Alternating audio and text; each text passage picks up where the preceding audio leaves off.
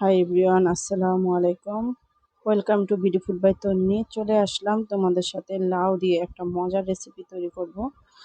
লাউ একটা জলীয় সবজি। এই সবজি রান্না করে খেলে অনেক উপকার আসে, শরীরের জন্য অনেক উপকারী। আর আজকে এই লাউ রান্না এমন মজা করে রান্না করব যা খাসির মাংস খেতেও ভুলে যাবেন।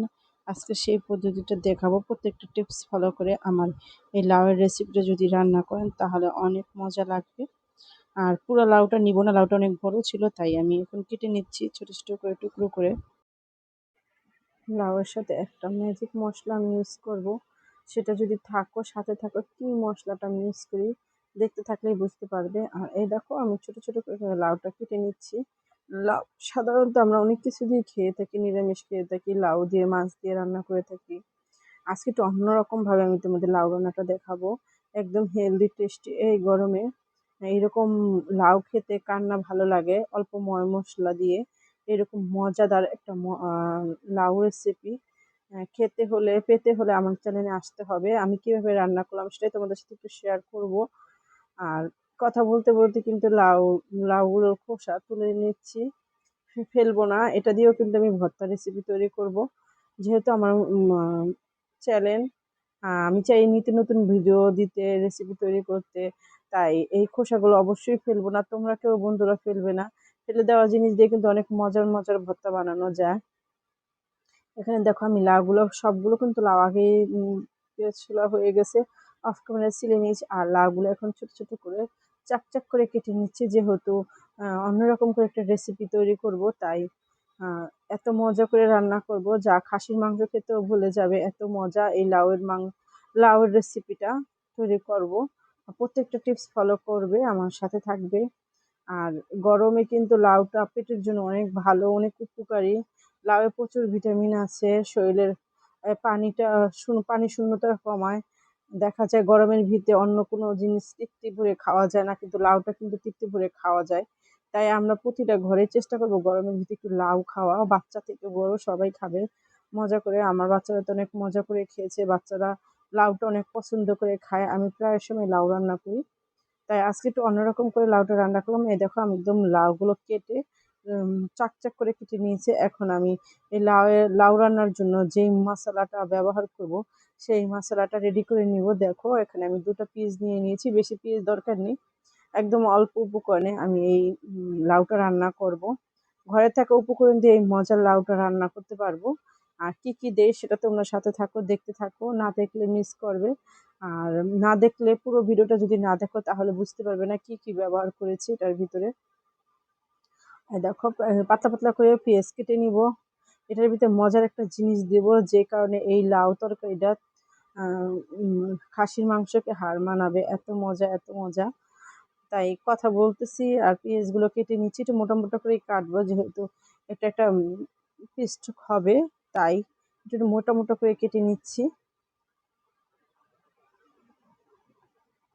উম, যারা আমার ভিডিওগুলো প্রতিনিয়ত দেখো অবশ্যই লাইক দিয়ে আমার সাথে থাকবে। আর একটা রসুন নিয়ে নিয়েছি, রসুনটা আর এই ছোট ছোট রসুন, দেশি রসুন, এগুলোকে আর খোসা ফালাতে হয় না, তাও যদি তোমরা চাও খোসা ফেলে দিতে তাও হয়। আমি এরপর আর ফেলবো না, একদম কচি রসুন, তাই আমি ধুয়ে নিয়ে আসছি, শুধু আলাদা করে নিচ্ছি। আর এটার ভিতরে আরো কি কি মশলা দিব সেটাই তোমাদের সাথে শেয়ার করব। এখানে রসুন গুলো করা হয়ে গেছে, এখন আরেকটা জিনিস দেব, সেটা হলো আদা।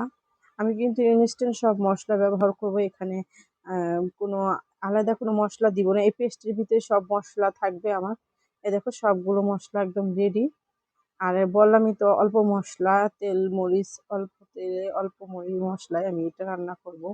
পেটে অনেক সময় দেখা যায় জ্বালা পোড়া করে আমাদের, এই এক চামচ জিরা দিয়ে দিলাম। এখন আমি এটা পেস্ট করে নিব। আর কাঁচামরিচ দিয়ে নিয়েছিলাম, কাঁচামরিচটা হয়তো দেখানো হয়নি, ক্লিপটা নেওয়া হয়নি, তাই কাঁচামরিচ দিয়েছিলাম আমি এখানে। একটা পেস্ট করে নিলাম, পেস্ট করে কাঁচামরিচ দেওয়ার সময় স্কিপ হয়ে গেছে, তাই পেস্টটা কিন্তু একদম রেডি। এখানে আমি তেল দিয়ে দিলাম পর্যাপ্ত পরিমাণে, বেশি তেল দিব না, বললাম তো অল্প তেল মশলা আমি লাউটা রান্না করব। এখানে একটু গরম মশলা দিয়ে দিলাম, একটু হালকা ভেজে নিব, অল্প মশলায় রান্না করব যেহেতু। আর একটা তেজপাতা দিয়ে দিলাম, তেজপাতাটা তোমাদের ইচ্ছা যদি দেওয়া দিতে পারো, না দিলেও কোনো সমস্যা নেই। আর এখন একটু নাড়া দিয়ে দিলাম যাতে গরম মশলাটা তেজপাতা একটু ভাজা হয়। তার জন্য আরও যে পেস্টটা রেডি করে রেখেছিলাম সেই পেস্টটা দিয়ে দিলাম। এখানে কিন্তু কাঁচামরিচ, পেঁয়াজ, জিরা তো আদা রসুন সবকিছু, আদা রসুন আলাদা করে আর দিব না। আমি তো দেখেই নিলাম, আমি রসুনটা একটু বেশি দিয়েছি, আদাটা একটু কম দিয়েছি। 1 চামচ আদা দিয়েছি, আস্ত আস্ত আদা, সেটা ব্লেন্ডার করে নিয়েছি। আর এটাকে একটু তেলে ভেজে নিব, তারপর সব মশলা দিব।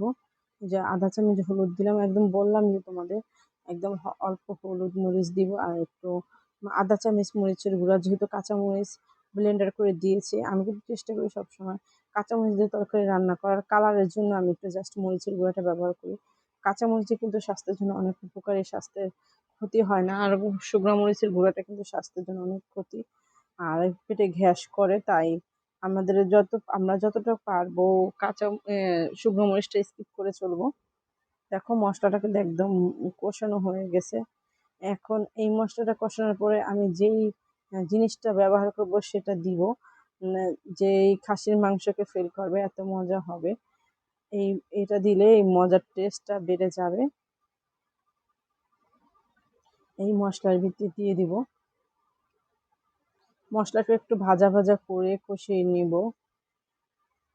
আর লাউটা কিন্তু একদম কচি ছিল, বেশি সময় রান্না করতে লাগবে না। তাই মশলাটা কষানো হয়ে গেলে সেই জিনিসটা দিয়ে দিব। দেখতে থাকো, সাথে থাকো কি দেই।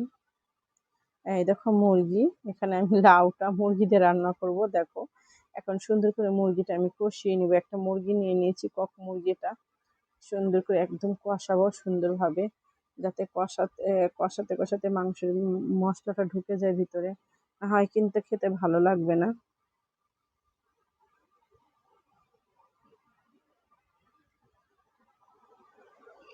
কষিয়ে তারপরে আমি যেই লাউটা আছে আর একটু পরিমাণ মতো লবণ দিয়ে দিলাম। কষাতে হবে ভালো করে, এখানে কিন্তু পানি ব্যবহার করা যাবে না। আমি কিন্তু এখানে 1 ফোঁটা পানিও ব্যবহার করিনি। আমি সুন্দর করে মাংসটা কষিয়ে নিয়েছি। কষানো হয়ে গেলে আমি ওই যে লাউটা কেটে রেখেছিলাম চাক করে, সেই লাউটা এখন দিয়ে দিব।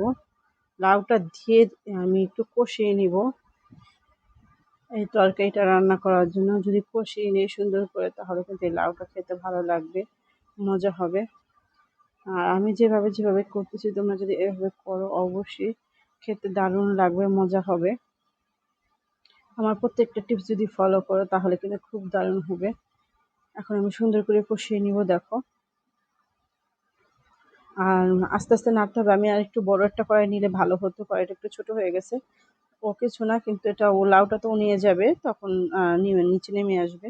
যাই হোক, এই দেখো আবার একটু নেড়ে ছেড়ে দিব। একটু ডিম আজে রেখে দিয়েছিলাম যাতে একটু লাউটা নিচের দিকে নামে, তাই এখন আস্তে আস্তে করে আমি নেড়ে চেড়ে উপরেরটা নিচে, নিচেরটা উপরে করে দিব। দিয়ে কষিয়ে নিব লাউটা। আমি কিন্তু এখানে 1 ফোঁটা পানি ইউজ করিনি। লাউটা ধুয়ে কিন্তু আমি ঝরিয়ে রেখেছিলাম, কারণ লাউ থেকে কিন্তু প্রচুর পরিমাণে পানি বের হয়।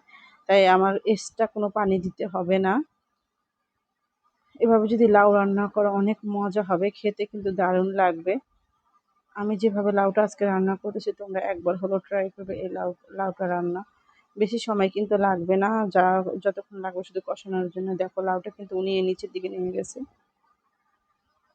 দেখো পানি উঠেছে, আমি কিন্তু পানি দিইনি একটুকু, অনেকখানি কিন্তু পানি চলে আসছে। আর একটু কষাবো, পরে লাস্টে আমি একটু করে পানি দিয়ে নামিয়ে নিব। দেখতে থাকো, সাথে থাকো।